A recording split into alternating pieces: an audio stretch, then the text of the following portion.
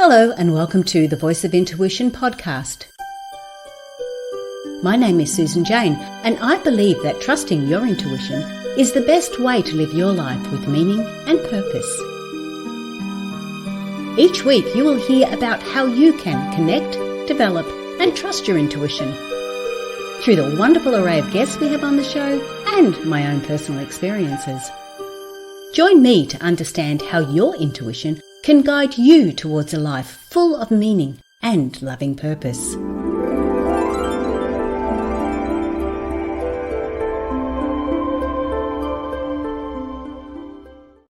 Hello and welcome to the Voice of Intuition podcast. My name is Susan Jane and I'm your host for the podcast. Now today we've got someone very special on. This lady is a business coach, but she's got that beautiful spiritual depth to her. And I really like that. We find sometimes we have those spiritual coaches, we have spiritual coaches that really work on that side of things. And then we have business coaches that tend to work on just the business side of things. But with Katrena, she has got that beautiful balance of both. Now, her focus is on that business side of it, but the business side that resonates with you, that makes you feel good. And it's a lot of the talk today we're going to be talking about is about your side hustle or your side business. And that's what I really like. I'm really looking forward to this because, hey, I could get a few tips and tricks from this one. So I want to welcome Katrena to the podcast. Come on board, Katrena. Oh, hello. How nice to see you. Oh, my gosh. Thanks so much for having me. How fun. We're going to have so much fun. Let's go. Oh, yeah. Look out. We do that. And Katrena, whereabouts are you based? I'm based in Umina Beach on the Central Coast, about an hour north of Sydney, where I was born and bred. Ah, so Sydney girl. Okay, Yes, cool. Sydney girl. Oh, that's wonderful. All right. Well, look, I'm gonna get stuck straight into it because there's lots of questions. And look, please forgive me if I tend to focus on myself. It's not that way inclined. It's more about the only questions I can ask, sort of I need to have an understanding of. So I'm going to ask you, I'm going to do some really hard hitting questions. Oh, listen to me, right. Okay, Oprah, get into it. So it's going to be wonderful. But I really like this idea of the side business. I've often seen it when we talk about entrepreneurs and things like that, people will often say, oh, just chuck in your day job and go for it. You know, you've got to do that. And I sort of go, no, we still have to live. We still have to make money to survive. So what I really liked about how you're looking at it and how you focus on it is the fact that hold on to your full-time job or your part-time job or that job that's bringing some money in, and let's get that side hustle working. Let's get that side business moving so we can transition over if that's what we choose to do.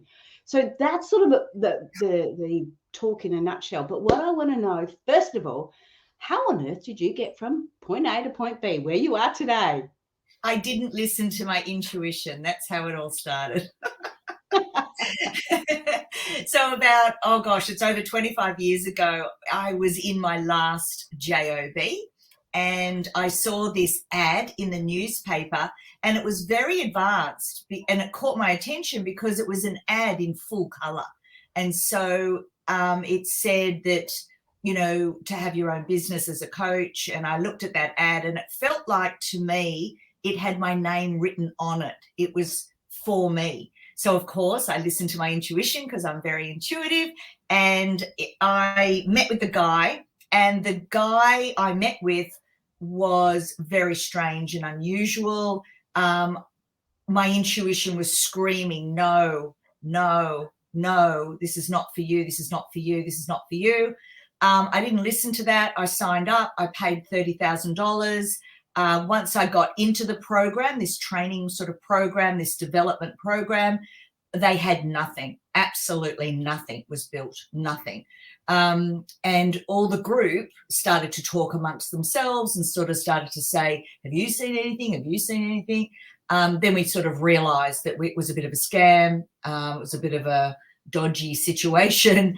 And I went to my lawyers and it was a barrister friend that saw me.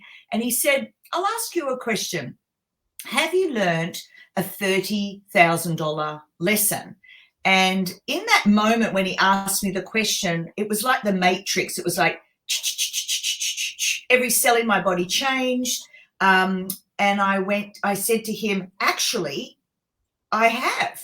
And he goes, great, because you can throw more money after it. You can try and win the case. You can spend a lot of time and money on this, and you probably will win. But it'll cost you $15,000 to get the $30,000 back, which he probably doesn't have. He's already spent it. So, good money after bad. And so I said to myself, I have learned a $30,000 lesson, and that was that I could do it myself, and that I had all the skills, all the training that I'd done over the years was all sitting there waiting to be ignited. And so that was the first experience of listening to my intuition one minute and then not listening to it the next, still going ahead. But at the same time, the intuition probably already knew what I was going to do. It knew there was going to be this big lesson in there for me. And the lesson was, it gave me confidence to show me where I was at in the market compared to him. There was him saying, I'm an expert, I'm fantastic, I'm amazing, I've got all this stuff. He had nothing. So what I did was I ended up developing a program so packed with value in response to what happened to me when I started. So in a way, I'm kind of almost, over-giving and making sure that people get exactly what they need in every aspect of starting a business. So that's why I do what I do and why my program is what it is. It's because I had that experience, and that was not a great start, but it did put me on a trajectory of saying, all right, Katrena, if you're going to do this and you're going to be in business for yourself, you really have to be in tune with what is yours, what is not yours, and who you're meant to work with and who you're not meant to work with. So, the game began, the journey began. I know exactly what you meant. Mine wasn't quite as costly as yours, but mine was a $5,000 one. Yeah. And I did exactly the same. Went in there, and they had nothing. They had absolutely nothing. It was such a scam. And exactly the same. And I did know a lady who did chase it, and she did go through all the court case and everything else to get her money back. But I think I did what you just did, and it was like, well, it was a learning curve because, like you say, we're learning all the time. It's got to get to the stage where you go, enough learning, let's start doing. Yeah, exactly. I'm all about the doing, all about the action. And a lot of clients come to me with 20 certificates. They've been a lifelong student. And in fact, we are all lifelong students. I like to call my people activated lifelong learners. That puts us in the top 10% of the world because everyone else is a 90%er. They're a lifelong learner. They're going to learn and grow just by default. Whereas 10%ers, activated lifelong learners, we're proactive with our development. Now, anyone that wants to start a business or do something on the side, they tend to be in that category because they've got a bit of get up and go, make it happen energy. They've probably got the entrepreneurial spirit singing to them, and their intuition is part of that. The intuition is talking to you. It's a biofeedback machine. So it's constantly talking to you, saying whether you're happy or not, whether this is the right thing or not for you. I think the problem is with intuition is it's inspirational. It's maybe motivational. It might get you to go and think about things from there to there, but it doesn't give you the how-to. And business is probably one of the best personal and professional development programs you will ever do. When you start your business, you're committing to a journey of discovery because nobody knows everything about business. And marketing, if you just take marketing alone and all the technology that's developed over the last 25 years that I've personally seen come in, you just learn and grow as it happens. It's constant moving feast. It's constantly transforming. And that's what makes business really interesting. there always requires more from you, always. And so you've just got to accept that and know that it's just going to be this fabulous learning experience one day after another. You'll learn on so many different levels. So your customers, your clients will teach you so much. Your suppliers will teach you so much. The systems that you use will teach you so much of what you do and don't like, what works, what doesn't work. And so, you're learning all the time from every different angle and constantly checking in with your intuition to see, is this still right for me? Because every sort of 5 years, there's going to be even sort of 7 years, maybe, if you want to look at it from that cycle's point of view, is always looking at the next transformation. Now, if I showed you my business journey, you'll see it was developing different brands as I went along, and then I'd consolidate. And then suddenly I was developing different brands, and then I'd consolidate. And then over the years, becoming the expert, particularly after COVID, really came in and started to become, instead of 20% of my business, it became 80% of my business. Before, I was doing all my corporate training, speaking, executive coaching in the sort of corporate market, and I get a lot of clients through that. So before COVID, it was 80-20, and now it's 20-80, and it's really fascinating to see how that shifted and how much I love that. I really love it. It's intuitively correct for me. Yes, and that's the whole thing. It's until we're going through those paths and we're testing them and trying those different areas and getting a couple of slaps and sort of going, you meant to be doing that and you didn't. It doesn't. And again, you don't stop learning, but you continuously learn and you keep on going. And what you've got now, like you say, you've got your 80-20, but that's not going to, you're not going to stop there.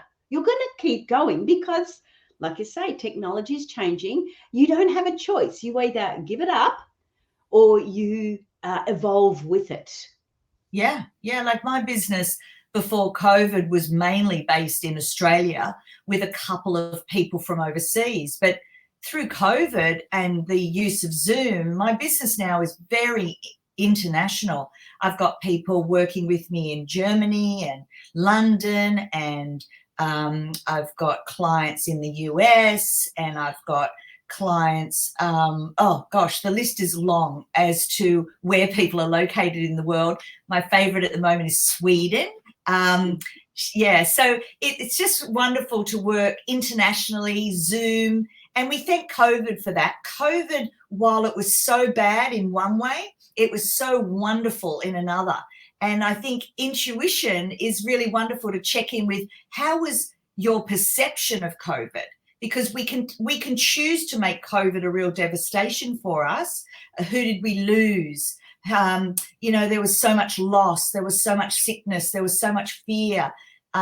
Yes, there was that. But then you can also look at it, any of these big changes, any of these big transformations globally that happen, there is always a silver lining that we can either see or not see. And for me, COVID was a blessing. It transformed my business into a true global, international thing, whereas I don't need to travel as much anymore. People still from Australia come up and do their kickoff with me at my home, and that's wonderful. Or I might travel to them and do their kickoff in their home or in a beautiful Airbnb, however we want it. Those gifts are there. That I love that the majority of my business is now all online, and my dog and I just spend the day together doing our work. It's just wonderful. I love it. It's broken down barriers, hasn't it? It's just completely. Yeah, which is really, that's what I found. But I want to ask you a little bit more about business intuition and what is business intuition? There you go. There's a good question. What is business intuition? To me, it's actually having all things aligned. So you've got your heart, your soul, your intuition, your higher self, whatever you want to call it, or however it is named for you. That's the centerpiece, the center of your heart, coming back to the center of your heart. That will always be talking to you.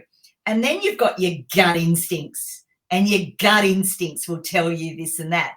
So your gut is very strong for me. So I've always had good gut intuition or good gut instinct. But then you've also got your mind, and your mind is obviously every cell in your body, but, you know, mind, third eye. See, the third eye is here, and that will give you a sense of future. So when you combine your third eye with your heart center and your gut, you'll pretty much be able to tell if that thing is for you or not, or what, you know, if something's a bit off. One of those three things will be talking to you. So either your gut will say, no way, this person is not to be trusted. And then you go, okay, well, I'm just going to ignore that. What does my heart say? And then the heart says, oh, but from an ego, you know, I want to do it because, you know, it'll give me status, or I want to be seen with that person, or that's my heart's desire, and please let me do it, please. And then we go up into the brain and we sort of say from a mental perspective, but to go over there, it's going to cost $2,500. Do you have that money right now? Is that the best use of $2,500? How could that money be spent in a different way? And so when you have those three different type of conversations, you'll make better decisions in business. Whereas what I see happens, particularly with spiritual people, is they just check in with their heart's desires, and they just go, oh my God, I just want to create a business, and I want to be global, and I want to do all this stuff, and I'm going to be a millionaire, and I'm going to be a huge influencer, and I'm going to do all of that. That's great. Now what? You've actually got to do action in that. You know what you've just said? What you've just said is basically you are grounding those people and giving them action steps to take to achieve what they want, because we can connect with our heart and it's like, oh, this is what I want to do. And you know, when you were talking about where you went into that business side of it, you paid the $30,000. I paid $5,000, and I remember thinking, we didn't not read the signs. The signs were there. That's what we were supposed to be doing. Would you believe mine was public speaking? Oh, duh. And so that's what we were supposed to be doing, but we didn't read the sign properly to go, hang on, or we didn't connect with our head, like you said, and go, well, hang on, is this realistic? Is this, you know, are we really going to get what you are wanting to achieve from that? Is this trying to swallow that little pill to make everything work properly? Or do we need to actually go back down and go, let's ground it, let's find that proper action steps to take so we do achieve that? Because too often we're in our hearts, but majority of times we're actually up in the sky, like we're not grounded. We sort of, when you were saying it, it all came, you just visualized it. It was like, I want to be this, I want to be that. And you're throwing your hands up. For those who are on the podcast and not seeing this, Katrena was throwing her arms up, and it was like nothing was grounded. Everything she said was thrown into the sky. Nothing was grounded. And that is when we start to go, well, hang on, we've got to ground this. What are the steps we need to take to ground it? Now, if you go through a business coach that isn't spiritually minded, they're going to maybe give you the steps to take, but they may not be in line with who you really are. And that's the difference with Katrena. She will make sure those steps are in line. She will slap you around if you don't do it, but she will make sure, no, she won't, that those those steps are in line with who you are. So that's the difference there. And I really like that. I like the fact that we can see those signs, and it's really nice to look at the symbols and everything else, but we've got to read them properly. We've got to check in with other parts of the body, check in with other aspects of us to make sure they are right. So I really enjoy that. Now, I want to go, we're talking about the steps where we're taking. Also, for those that are on the podcast too, to connect with Katrena, you need to go to her Australian website. It's becomingtheexpert.com.au. AU is the Australian website, which means it's all legit. It's all through the government. You know, like we have to register our businesses, so you know that's good to go there. Becomingtheexpert.com.au. Now, sorry, I had to just put that little plug in. Now, I want to get an understanding. We're talking about those 3 steps. On your website, you've got 3 steps. Oh, I'm sorry. I better just check the website again. What was it called? Three steps to growing your side business. So what we've discussed is having an understanding that we can start to grow this side business. We can stay in our own work job, bring in that finances, because you've got to bring the finances in to actually support the side business as well as you're kicking off. But what are these steps that you're talking about to help us start to kick off this side business? So first of all, I call it a dual strategy. So just write that down, everyone. Dual strategy. That's where you stay safe in your JOB.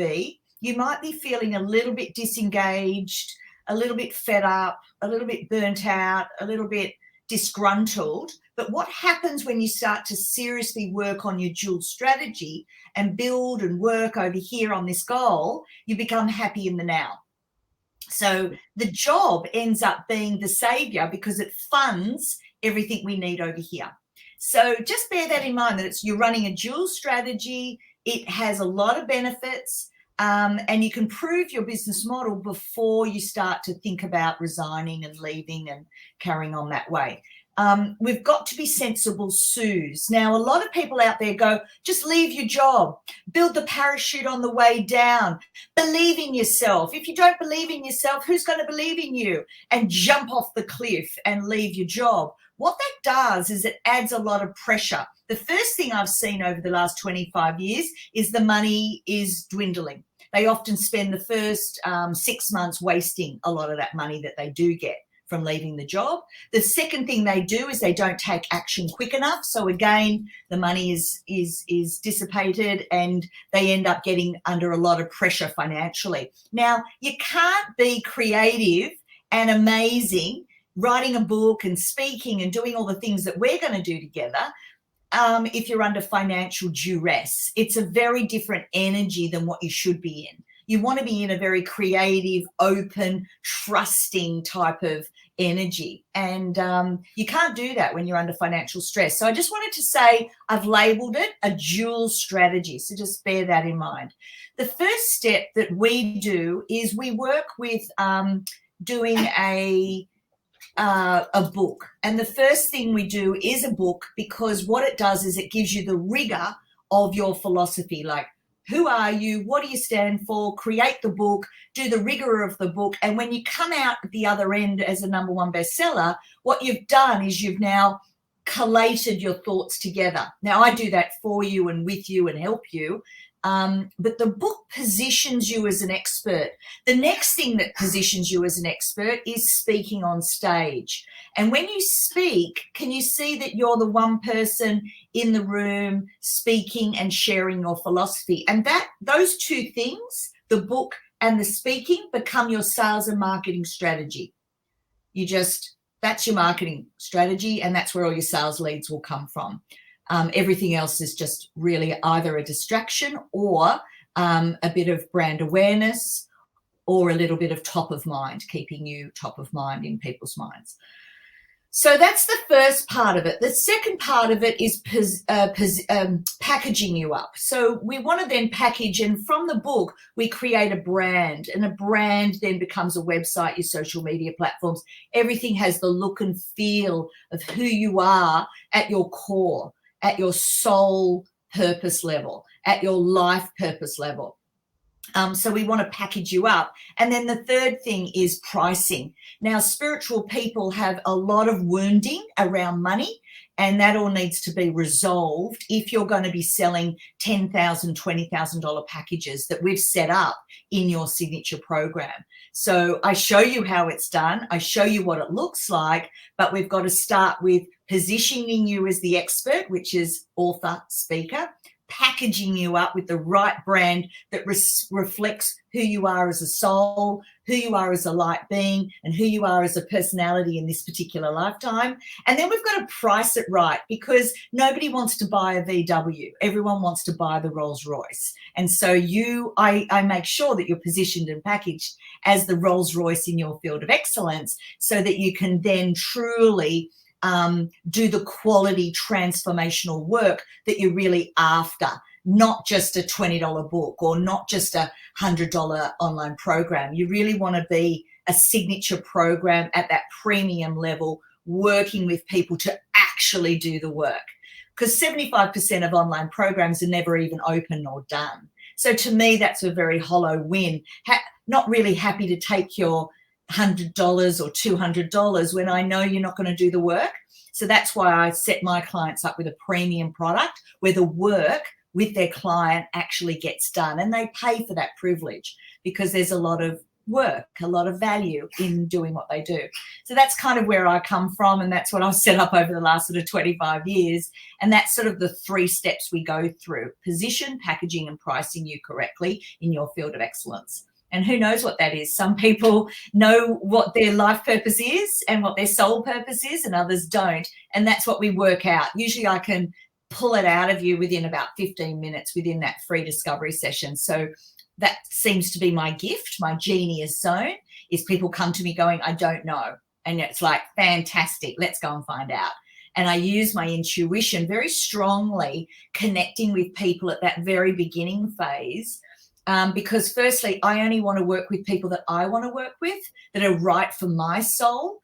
And I only want, to work with people that are sort of willing to do the work, that are sick of waiting to start their life purpose or waiting to do their soul expression in the world. And so, yeah, it just seems to be my gift. I'm able to sort it out often with 5, 10, 15 minutes, and boom, they're like, whoa, I've been searching for that for 20 years or my whole life. How did you work that out?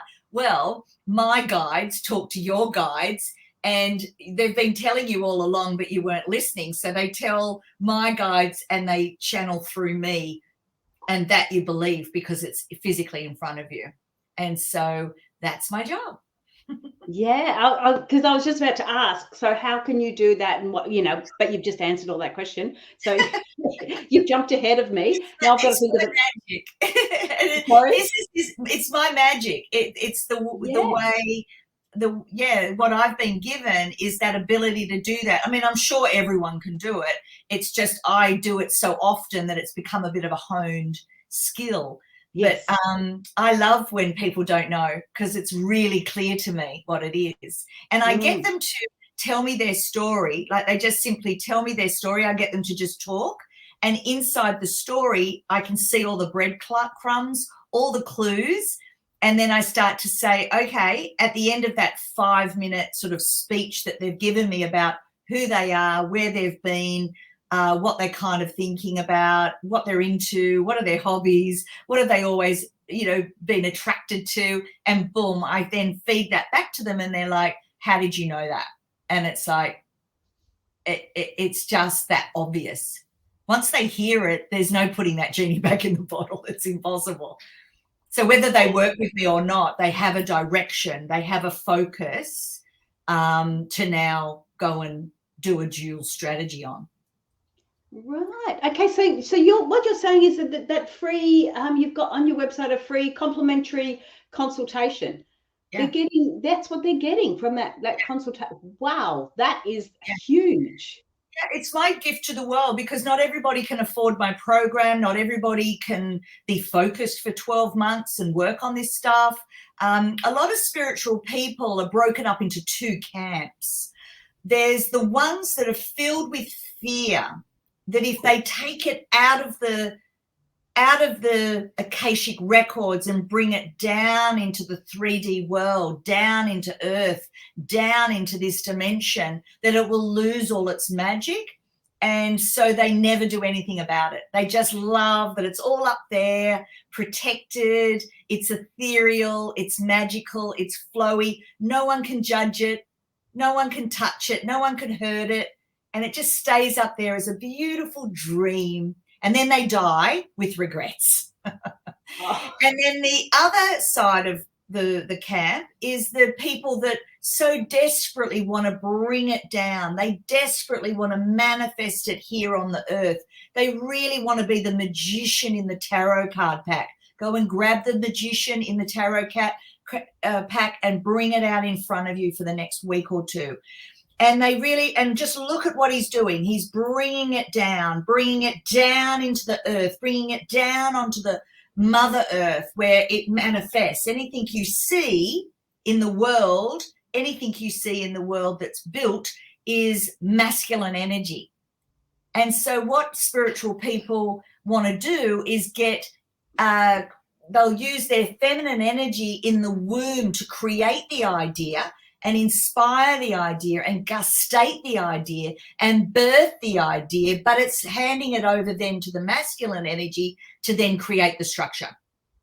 And what spiritual people are only just starting to realize now, that it's masculine and feminine energy that will do the work, and working together to make it happen. Whereas the last 25 years, 30 years, 40 years even, has all been about the feminine energy in their spiritual work instead of masculine and feminine energy in their life.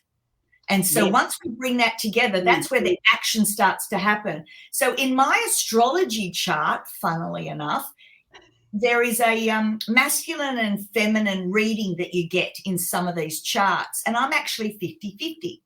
So it's interesting that I talk about masculine and feminine energy, the balancing of the masculine and feminine energy, talk about it all the time, because to me, the feminine energy is only going to birth the idea, that the baby often dies because there's no action, there's no handing it over to the masculine energy. And so a lot of spiritual people have a lot of stillbirths, a lot of babies that are never really born properly. So this is why, is because they haven't got in touch with the masculine energy side of them. So what I like to do is work with both and really balancing those two energies out. And then when you rock and roll with two energies like this and they intertwine, anything's possible. You can do anything. You've got enough get up and go power, focus, action to actually make your dreams come true. Whereas the feminine energy on her own, she just wants everything beautiful and in her womb, and she wants to protect it. And sometimes she doesn't even want to birth it, because remember, in the womb, it's all protected and beautiful. Once you bring that baby out into the world, it is open for judgment. It is. And spiritual people don't want that judgment. But who cares about what other people think? What other people think of you is none of your goddamn business. So it doesn't even matter.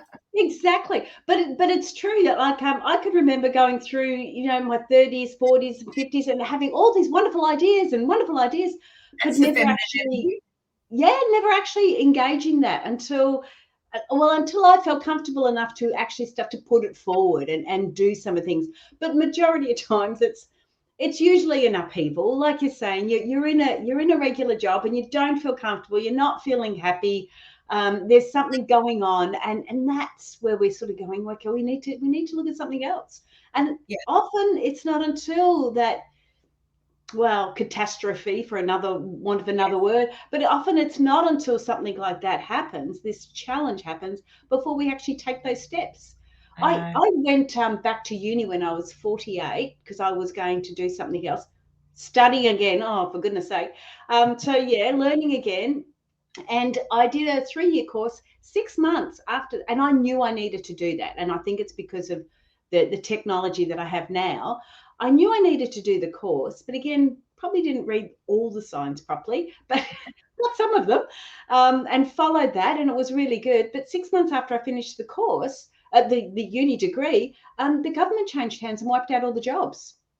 So I've never been able to use that uni degree in the context that it was designed for, like, why I did it. It was health promotion. It's a health promotion. And I studied epidemics and pandemics, but of course none of that was going to happen in 2011, was it? So it's funny how it comes along. We're seeing those signs, we're reading them, and I guess where I'm going with this, Katrena, is that we often feel like we're failing. We're starting to birth these ideas, like I did I left my kids. My kids had left home, but I left my family locally. I put a manager in my business. I put renters in my home, and I moved to the Gold Coast to study. So it was a huge upheaval. And then when I find out that I spent $30,000 on that course, on that degree, and then 6 months later having nothing, you sort of think, well, what the hell? I know that they were the signs. Everything fell into place so easily. What the hell? Where did I go wrong? What did I do? And Did that's you when ever have a degree before? no.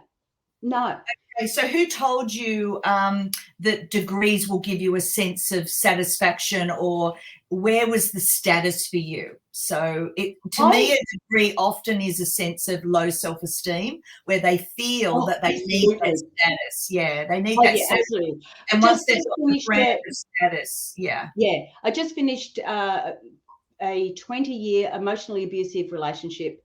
I don't think I could have got any lower in my self-esteem than I could possibly get. Yeah. Oh, yeah. And that's with the signs. That's what I mean. The signs were there. It was the right path because it got me away from all of that. So it was. I'm not disagreeing on the path now because I can reflect back. But at the time, it was like it was very, very devastating. It was so challenging to do all this and then have no control over that. And that's when I went, well, I've got to use these skills to do something else. And that's when I started writing my book. And that's where I went. But I guess, like I said, I'm bringing this forward because I want people to understand that you're following the right path. You're following those signs and those symbols, and you're following your intuition. Don't be really disheartened if it doesn't work out the way you perceive it to work out. In fact, it will never work out the way you perceive it. The way I see magic with the universe is I see that we can go and set goals all we like, and the universe just laughs in our face. It's hilarious. They love that these little humans are saying, and I'm going to do this. And if we actually have a look at our life is very intuitive. It's happened in a really unusual and amazing way. And if we knew it was going to go that way, we would have tried to probably shift it and change it. And when we do try to go against the flow of nature and the flow of our own nature, and we try to follow somebody else's dreams or somebody else's goal or somebody else's way, it tends to go a little bit wrong. And I find that whenever you do put out a spell or you pull out a goal or you manifest something, it always comes with a twist. The universe will always give it a twist, and it's their way of evolving us. It's their way of evolving us. So the twist is the lesson within that thing. So you wanted that thing, you can have that thing, but it will come at a price, and that's the twist. And so always look out for the twist, because it's our little brains as humans is only so far that we can visualize and imagine. The universe's intelligence is just beyond our comprehension. And so that's where the twist comes in. We go, aha. And that's what aha moments are. It's the twist within the universal intelligence that we could never have imagined. Never. Yes, that's exactly right. I really like that. But and I guess that's where I was going with it. It's like the twist is it's like the cherry on the top, isn't it? That twist is that understanding behind it all.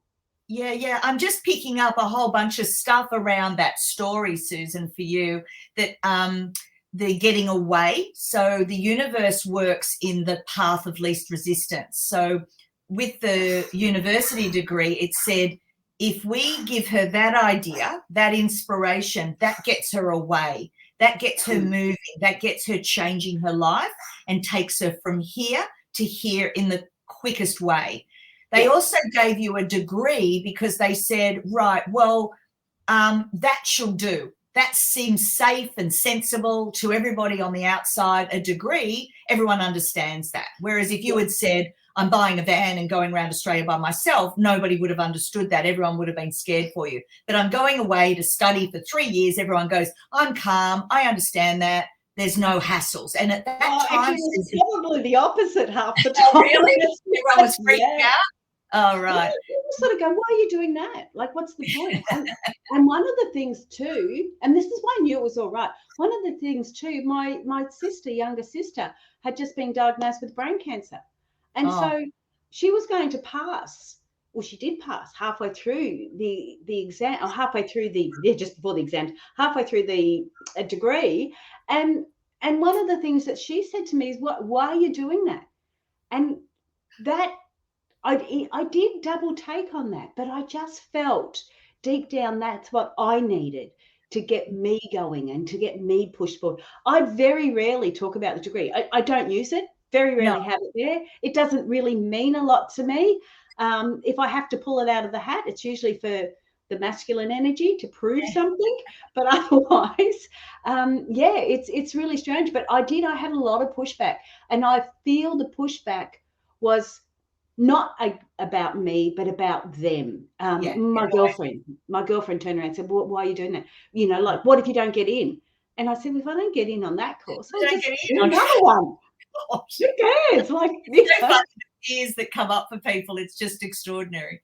Yeah, and getting that understanding between the fears and knowing that's when we do get that pushback, where people will push back and we start to question ourselves. But I know, as I say, the ducks all lined up. I needed to go there, and I thought it was to get a degree. Obviously, it wasn't just to get a degree, but that is how it helped me.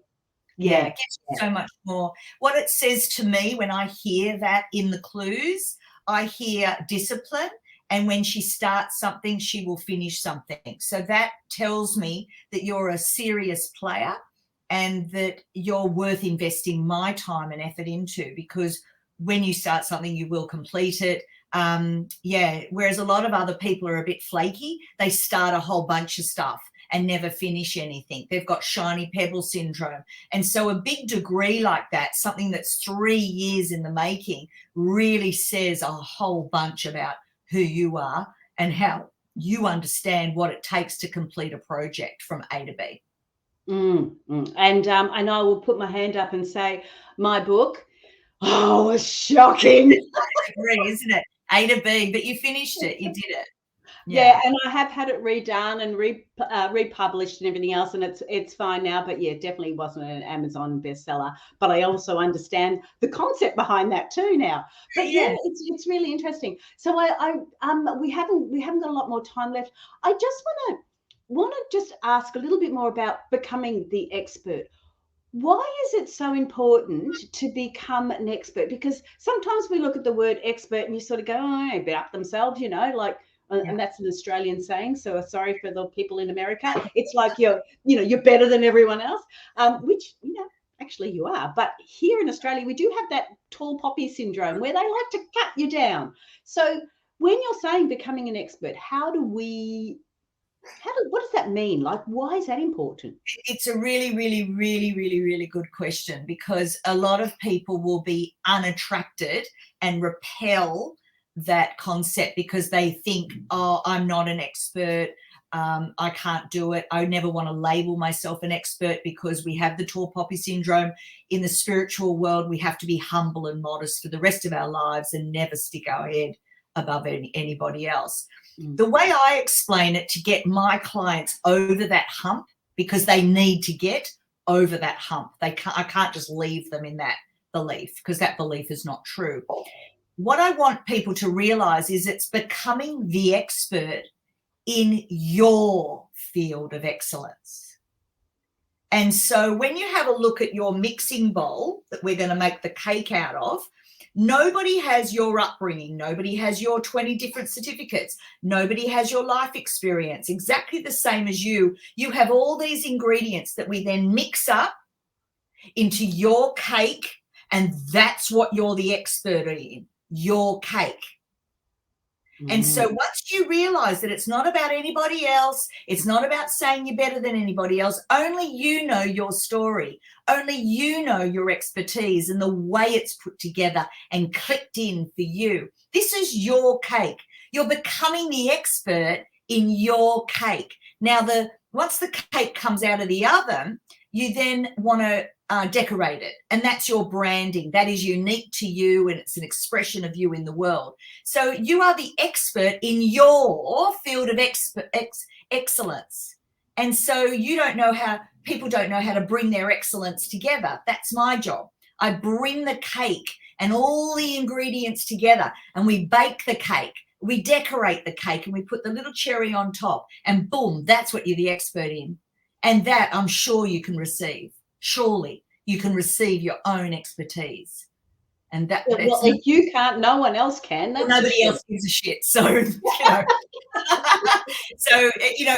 if people don't accept their own expertise, then that's fine. You just carry on saying, oh no, it's more important for me to be humble and modest and just keep my head down and be miserable, and then get bitter because they've wasted the last 20 years just being bitter and not taking any action. To me, intuition is all about listening at the very beginning when it starts talking to you. If you listen at the very beginning when it's just a little whisper, it's just a little howdy-ho, it's before you get bitter. Now, if you don't listen and it keeps knocking, it gets louder, it gets louder, it gets louder. And as you say, it can turn into dis-ease, and it can turn into being retrenched, and it can turn into being sacked, and it can turn into being absolutely miserable. It escalates until you listen. Now, humans, for some reason, require pain to change, require pain to take action. Don't be that type of human. Listen to the little tiny whispers when it's saying, are you feeling a little bit bored in your job? And that's the beginning. Boredom is the beginning of a change. Bitterness is the end when you've left it for 10 years. That's not the time to make changes, because you go out into the world and try and build a business based on your bitterness energy instead of your boredom energy. You want to interview for new jobs, or you want to build a business in this energy. Like, I'm a bit bored. Oh, let me have a think about, what do I want now? What's my next chapter look like? And it's all really exciting and curiosity. Whereas if you leave it for 10 years and you're like bitter and you're like, nothing ever works out for me and everyone else can do it, but I can't do it. And who am I? I'm so humble. I'm so modest. Aren't I amazing? But I'm sitting here in my shit and I'm going to stay here. Well, you've got to go out into the world like that. How's that possible? It's going to be really tough. Do it at the very early. And that's what I learned really early on in my life is I listened. The minute I was bored, I'd start making changes. Yeah. Look, we're getting low on time, Katrena. Sorry, I don't mean to shut you down. You got 2 seconds to any last questions, and we've put up your website. The website will be on the description down underneath where they can contact you. But any quick last messages that you've got before we say goodbye? Oh, thank you for having me, Susan. It's been absolutely fun. I've had a lot of fun, as you can tell, when I'm talking like this about things that I love, like intuition and magic. You just have me at hello. So I look forward to having free discovery sessions with people and finding their expression in the world. And perhaps one day you'll become the expert in your field of excellence. Lots of love. Mwah. Thank you so much. That was wonderful. Okay, got to say goodbye. Jump onto the website. Have a look at it. So it is becomingtheexpert.com.au. It's fantastic. It's she's got so much on there. And look, hey, it's not going to cost you anything to get a free call. Find out where your passion is. Find out your expertise, what it is that you can do. And, it's amazing. Like, we don't have these opportunities very often. If you can grab that one before paying $30,000 like poor Katrena did for nothing, at least you know where you stand and know where you're going. Then you can make an informed decision, which is really good. Okay, share, subscribe, like the podcast, get it out there, share it with your friends. It'd be really lovely. We really appreciate that. But I am Susan Jane. I'm saying bye for now because I've run out of things to say. See you guys. See you next week. Bye for now.